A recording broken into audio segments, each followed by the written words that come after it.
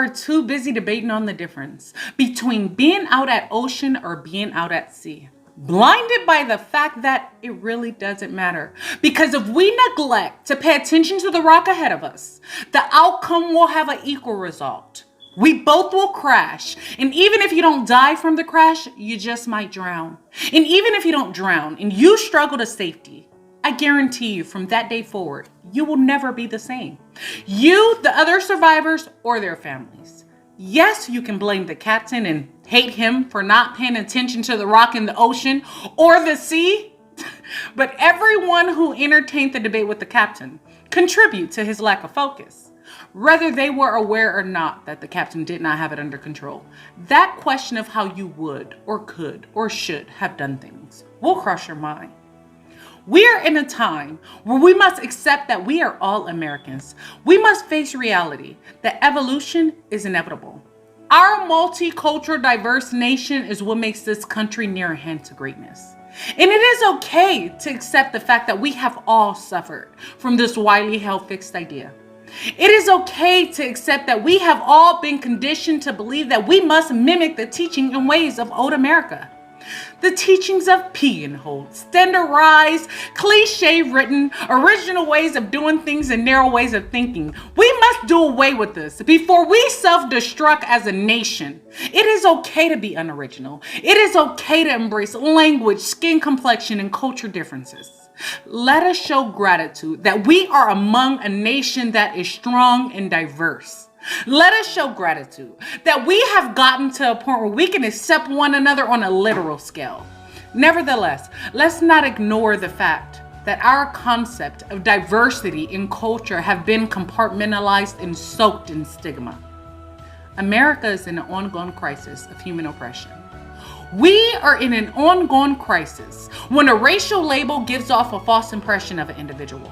America, we are in an ongoing crisis when our fellow American minorities, including our youth, are being murdered at the fear of these racial tags that they are assumed to be. Because these racial labels carry stereotypes that conjures emotions. We have to take notice of the patterns of historical events. Use that wisdom and become wise. If not, we are going to continue to evolve in various forms of racial segregation, leaving this nation divided and on the verge of repeating a cycle of human oppression. If we don't change the way we do things, what will happen when the majority become the minority? We have learned through the teachings of religion persecution that any form of human oppression restricts freedom, which goes against the Constitution of the United States of America. Our fourth president, James Madison, said, "Wherever the power in the government lies, there is a danger of oppression." In our government, the real power lies in the majority of Americans. These racial labels that we have been conditioned to use under the means of ethics are unethical. There is no way we can be separate but equal. We call a dog because that is the race. But we separate the genetics to create a race ranking pyramid. We are not property. We are people. We are the people.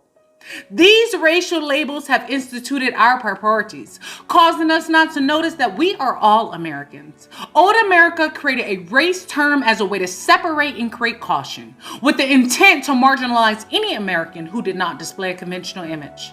Old American tactics have prevented some Americans from receiving their due process of law, equal protection of law, due to the matter of their right to privacy being averted. Due process is fairness that is owed to us by our country. Now, how can we receive due process of law and equal protection of law when the law fears who they believe some Americans to be? America, we have been conditioned to believe that these racial tags define us, and we have allowed them to guide our progression, unknowingly contributing to stagnancy, preventing America's greatness. It is time to commit ourselves to the task, because halfway to greatness is convenience, but united we can get there. It is a time for togetherness. It is a time for change. And it is a time to accept that we are all Americans.